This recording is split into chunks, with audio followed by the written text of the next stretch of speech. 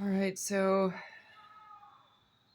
tonight I would like to tell you about how my grandma, Mdk'd, my grandpa, and my family kind of went along with it. And it seemed to kind of be something that they all did, and that they all got like some kind of reward from, that they all decided to like keep on the down low from me. Which, like, I didn't really say anything about. Like, I went ahead and let like a decade pass, or tried to, but at about 9 years in, everybody went together on these human sacrifices, because they weren't able to disable me or take me out of the picture the way that they had tried. And they tried lots and lots of times. And I knew that they were going to try. And so I secretly knew that they were trying and that they were up to plenty of different weird things. And I just kept that matter to myself, and I didn't really let on that I knew about people's plans for me, or I tried my best to not let on. Because I was unarmed and I had kids, and basically one of my only advantages at the time was that I just didn't let on. I just played stupid, basically. But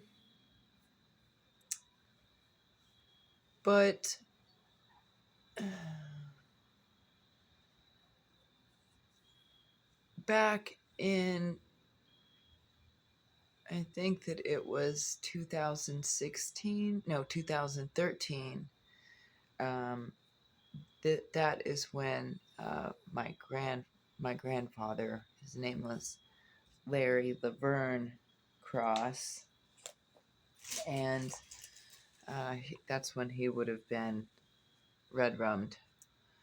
And I do believe that he was red rummed by way of poisoning, and that it was poisoning in some applesauce. Um, and basically, uh, my grandpa, so, my grandpa was Larry, and he was my paternal grandfather, in Amarillo, Texas. And he passed away in hospice, but it would have been about his last day in hospice, his 13th or 14th day, thereabouts, I'm pretty sure. Um, and the thing was that if he did not pass away while he was in hospice within the 2-week time frame, that he would be sent home. And that was an idea that my grandmother could not afford. And she then would orchestrate this poisoning. And I'm not sure what would happen to my grandfather's body.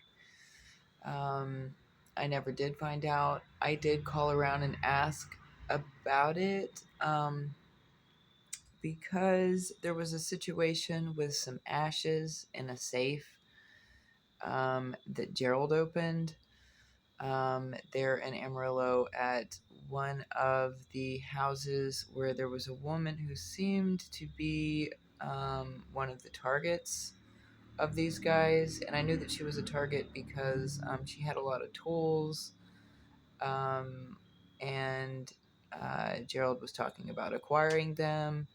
And, he pretty often talked about needing to acquire all of these tools, things like power washers and just various kinds of tools.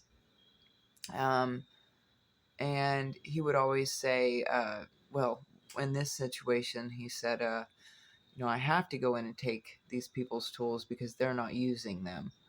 They're not going to use them properly. So it's better that I have them, because it was better that he had everyone's shit because they didn't use it properly.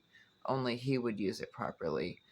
But if you ever actually watched him or many of these dudes that had this habit, out in the garages, their various garages, if you actually watched their production, there was none. They weren't actually doing anything.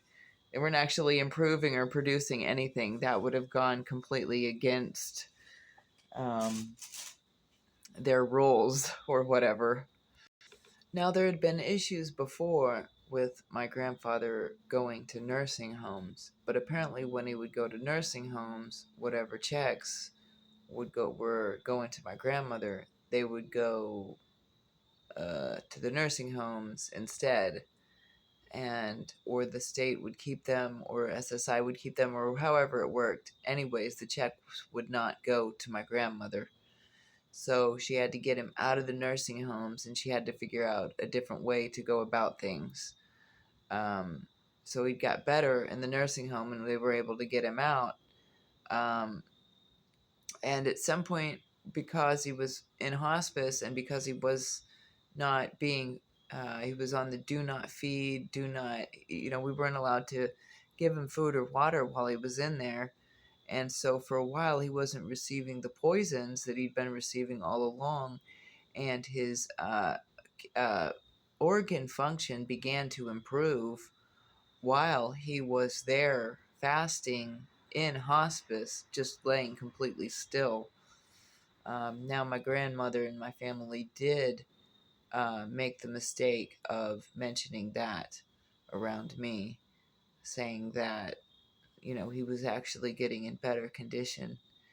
And that's one of the ways that I knew that there must be some poisoning at play, because why else would he begin to slowly improve? Why would his condition begin to improve if there wasn't something, you know what I mean? And while he's just left alone laying here, he begins to improve. Well, that's strange, because he shouldn't have been in any condition where he wasn't, you know what I mean? Surely it's just strange that anyone would have been poisoning him. So, like, that's just, and he would he would do this weird thing where he would almost like act like he couldn't get his own food. And he would be paying the neighbors to do stuff like making sandwiches for him, where he would just sit at the table and ask them to make a sandwich and have them make a sandwich in front of him. And like, I would not pay anybody to do that. I would have to just make the sandwich myself. Like, and I think that he was completely capable of making the sandwich himself. You know what I'm saying? It was just like, I don't know, but I knew that he couldn't be in that much of a hurry to just give money away. So I was just really not understanding why he was paying people to make food for him. That was a little bit weird. So it was like there was just like a couple things that my grandpa did that was weird, but it wasn't weird enough for me to think that he needed to be abused or stolen from or Mdk'd. And I personally was used to just being broke and going without all the time. Um, and so it wouldn't have been worth taking anyone's life to get money that I could have just asked for. Um, but I definitely, like, I, while my grandpa was alive, and I thought that would continue, he kind of like gave us this land. He like bought all this land out in the country. Well, he told us all that it was for the grandkids, but because my family, I kind of had a falling out with them when they started to try to MDK me after they MDK'd him. That was actually really hard to deal with. That was maybe more so with when the falling out would have started. But to add insult to injury, that was already like difficult for me to deal with, because like I already had lived with and around gangster type people. It just wasn't, they just, and I'd heard some things off in the distance, and I'd seen the evidence of things, the aftermath of things, but it just wasn't the same as kind of everyone seeming like they were going in on getting rid of Papaw.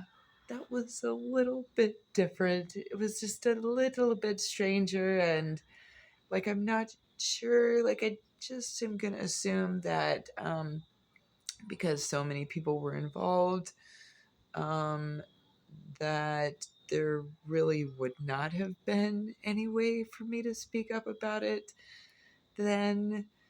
It was really an awkward and crappy situation that I pretty much just had to deal with in a quiet and horrible way. And that went on for pretty much this entire time. And then I would hear through the grapevine, like through the videos and stuff,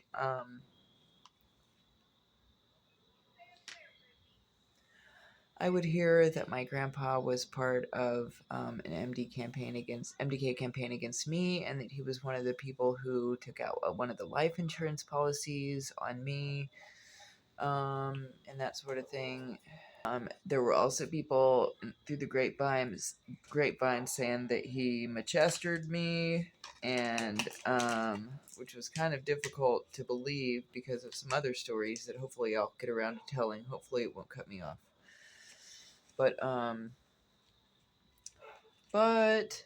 also I guess maybe not that difficult to believe if there was some kind of like paganism type Luciferian stuff involved, which I'm not sure if there is or was or not. I just didn't know or see my grandpa in that light. He was very non-religious. He was a very super earthy, practical type dude.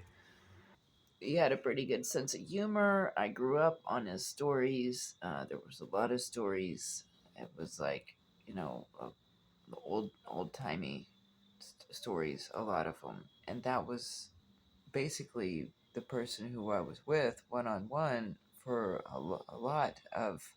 for lots of my years as a kid.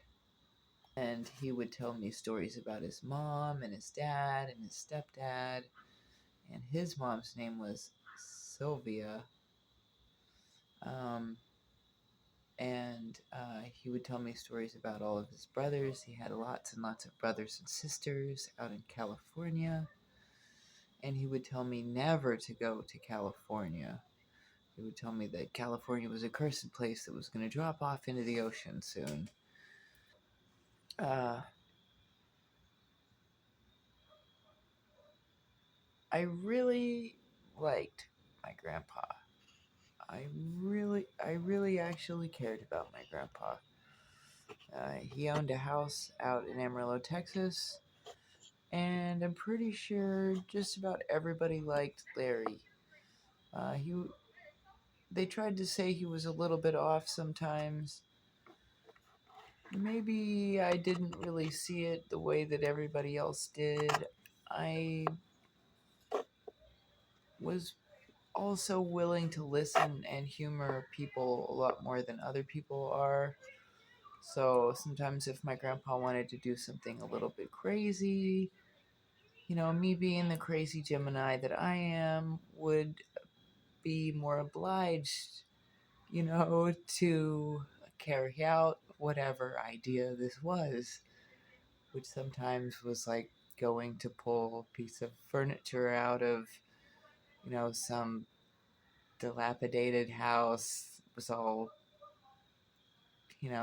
messed up and nasty, and, or to go buy him a carton of cigarettes and 3 more bottles of wine, or basically anything that the man asked for.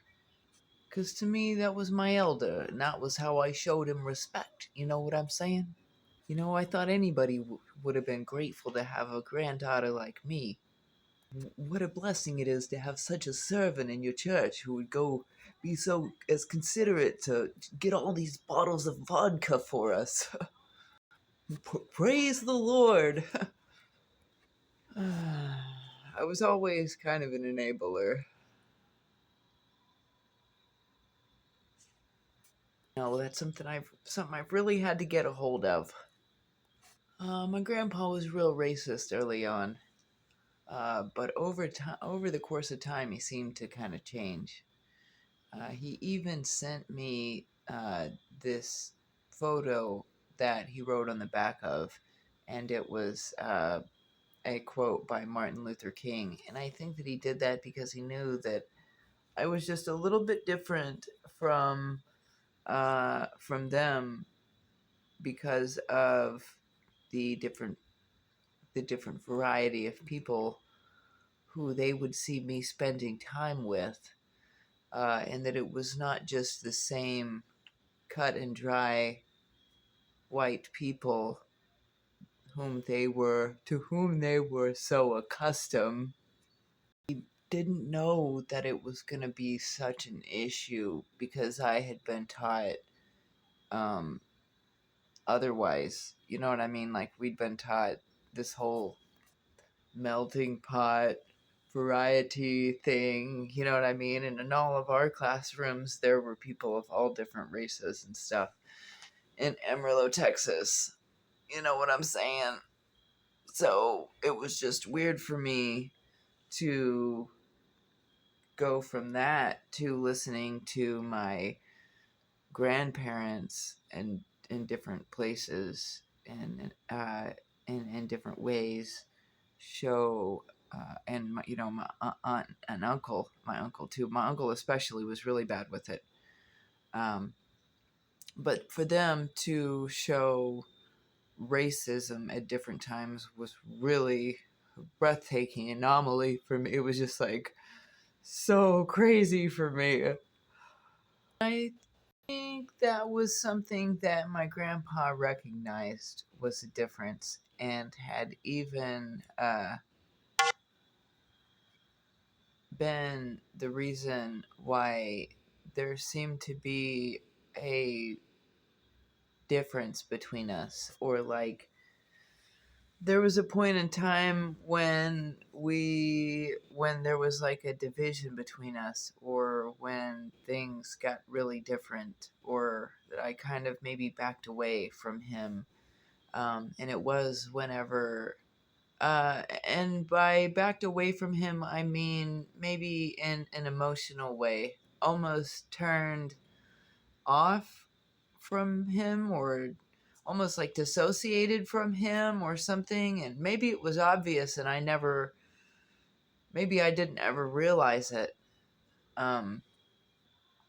Like, my cutoff game is pretty strong. Like, maybe I just never realized how strong it was. And he knew exactly the moment when I would have pulled mine with him, basically. And I guess I didn't really think of it that way, but now that I look back, I see how, like, what happened and what I did and how it went down. But like, I had invited this Hispanic kid, um, who was actually one of the send-in type people. It would have been like one of the people associated with the trafficking ring, with my parents, that my parents were involved in. And that was another thing, was that like my grandpa, they would use people in their trafficking rings and their little witchcrafty rings and shit, and um, white power gangs or whatever. Um, they would use different people and all of that to do things around me or with me to kind of try to make me look like shit to my grandpa. And I realized that that was going on, and I think that even he realized that that was going on, but I don't think that he realized the malice that there really was behind everything. I didn't even realize how much like anger, hatred, and malice what that was actually behind shit until after my grandpa was taken out. But like after that, my grandma would pay my ex-boyfriend Tim to me to deaf with um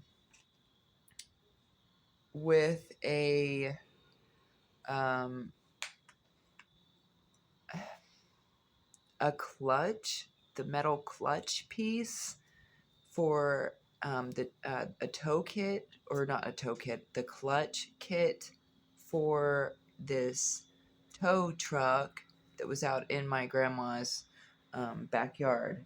So it was something quite heavy, and quite like a little bit awkward shaped, but it would have been hella heavy. It would have been like if this was a solid chunk of metal with other metal extending off of it a little bit. That was the whole clutch chunk, and Tim would have put that into a canvas bag and bludgeoned for quite a long time, and the results were not. He didn't meet the results that he wanted by doing so. We both actually, there's kind of a weird story behind that, and that we both actually watched my finger, um, this one that's all weird looking and stuff, because it's been weird looking ever since, but we watched this finger get pulled so far. He pulled this finger so far, and we watched it. It was like, have you ever seen those little Stretch Armstrong dolls? Well, this is the second or third. This is like the third story that I have like this, right? This Stretch Armstrong stories. It's one of my superpowers or whatever, or it has been a few times. Anyways, I'm not trying to push fate here, but um, this finger, he pulled it to where it was just completely off like that, and we both were looking at it like, and then he let go when we watched it go all the way back. And it didn't go back quickly. It went back actually pretty slowly. It was really weird, like almost supernatural how it happened. They paid for a whole variety of like really terrible things to happen. They really let people just run amok. They She paid for all different kinds of setups. They tried all different kinds of stuff. Some of the setups worked, some of them didn't. Some of them went down like they were supposed to, some of them didn't. They paid for overdoses. They paid for everything that they could think of. They tried to do just so many different things. Yeah, definitely things got way worse. Now, it was already bad before my grandpa passed away, but after he passed away, that's when things got really drastic. I never realized just how much my grandpa being alive at all was a protective measure in my life, um, and that he was actually someone who was looking out for me, even if he was one of my ops. And that whenever he passed away, the level of hatred that was going to be allowed just openly and just blatantly and just senselessly just be, just so depraved, just fucking, just unleashed upon my life, would just be just so much worse after his death. I definitely antiquate that time frame with when things got way worse.